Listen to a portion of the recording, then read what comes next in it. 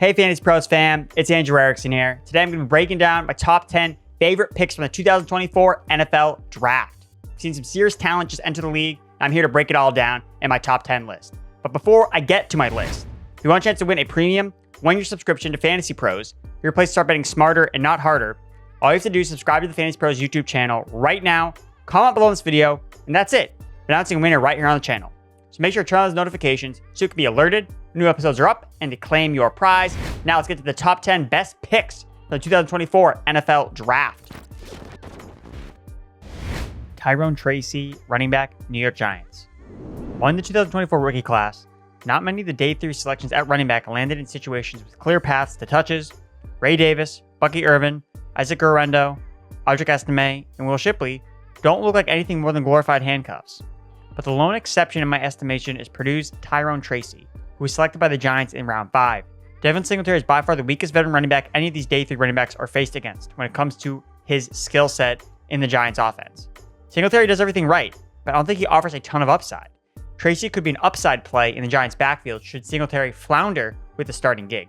Keep in mind that in Tracy's first year playing running back after switching from wide receiver, he led the entire draft class in yards after contact per attempt. Number 9, Germaine Burton, wide receiver, Cincinnati Bengals. Germaine Burton is one of those guys where we see a fit now and in the future. That is what was going through the Bengals post-draft press conference after they selected the former Alabama wide receiver in the 3rd round of this year's draft. They highlighted Burton's contested catchability, sure hands, and yards after the catch. 0 drops last season despite owning the 3rd highest average depth of target in the FBS. The writing is on the wall that T. Higgins is not in the Bengals' long-term plans. Whether he gets moved this year or next offseason, Burton's stock will be on a steady rise from here on out, assuming his off-the-field issues don't get in his way.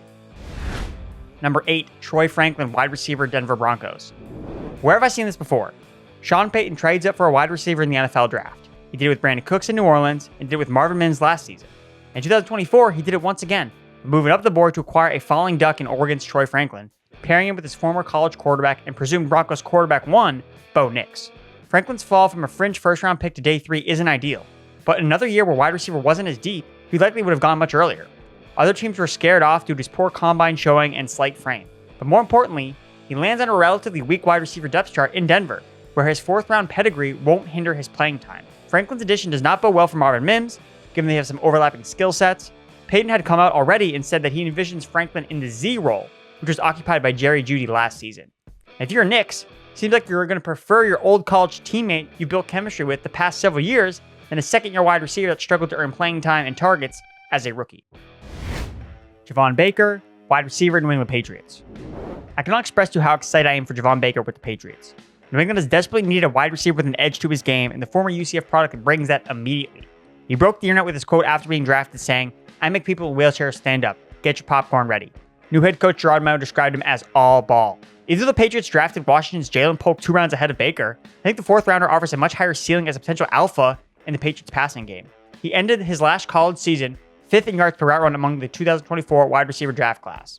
He also finished 4th in targets and 3rd in receptions of 20-plus air yards. The only other wide receivers in the class to do so, the consensus top 4 drafted: Marvin Harrison Jr., Odunze, Brian Thomas, and Malik Neighbors, all of who were selected in round 1.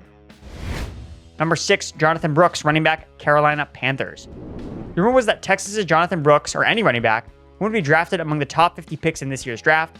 That turned out not to be the case, with Brooks being selected 46th overall by the Carolina Panthers.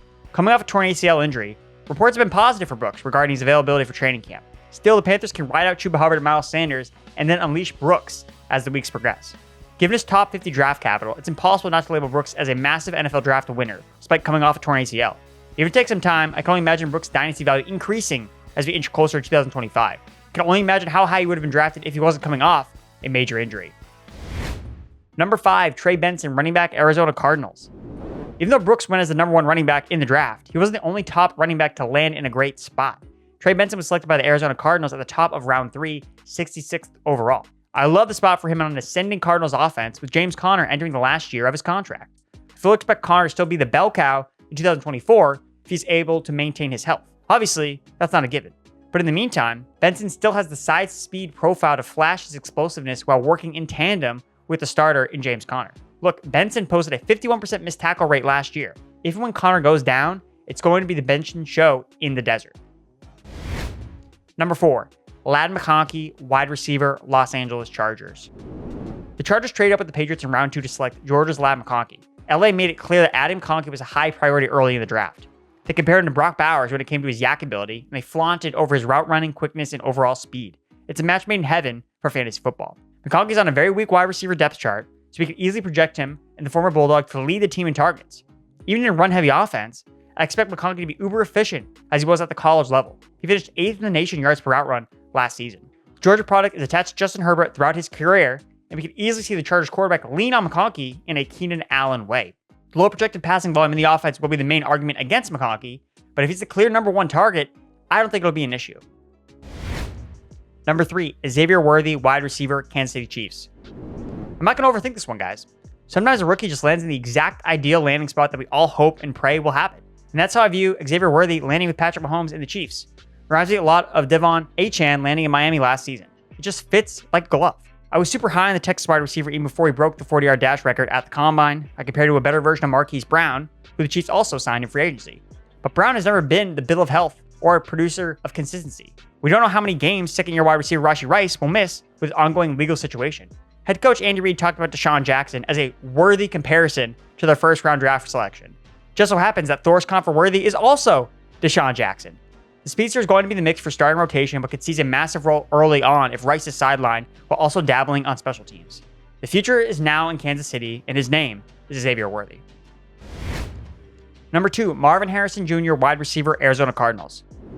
I opened up the offseason extremely hesitant to rank Marvin Harrison Jr. too high in redraft ranks, to the dismay of my fellow fantasy analysts.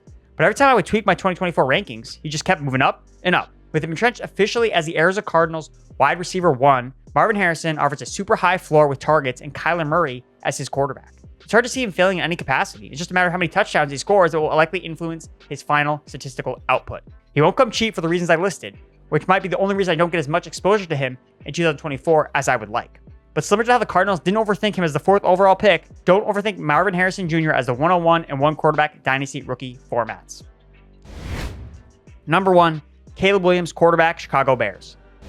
It's hard to argue against Caleb Williams' great landing spot with the veteran weapons he has at his disposal, including DJ Moore, DeAndre Swift, Keenan Allen, and Cole Kmet. And the Bears were not finished improving Williams' first-year prospects with the selection of Washington wide receiver Rome Odunze as the 9th overall selection in this year's draft. No Bears quarterbacks ever thrown for 4,000 yards or 30 touchdowns. I hardly think it's a stretch to see Williams hit the 4K passing yards mark in year 1. As for fantasy football specifically, I'd be excited about Williams' upside with rushing touchdowns. He is a deadly threat near the goal line.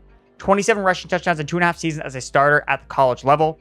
Given Swift's lack of, let's call it, red zone reliability, we could see the Bears rookie quarterback get credit for a lot of touchdowns in year 1. His passing touchdown to interception ratio in the red zone was 46-1 during his college tenure. That would conclude my top favorite picks from 2024 NFL Draft. Enjoy this video. Be sure to give it a like, subscribe, and share with all your friends. And be sure to go check out FantasyPros.com for all the rookie content that you need for your upcoming drafts. But before you go, again, if you want a chance to win a premium 1-year subscription to Fantasy Pros, your place to start betting smarter and not harder, all you have to do is subscribe to the Fantasy Pros YouTube channel right now, comment below this video, and that's it. Announcing a winner right here on the channel. So make sure to turn on those notifications so you can be alerted when new episodes are up and to claim your prize. Thanks for watching.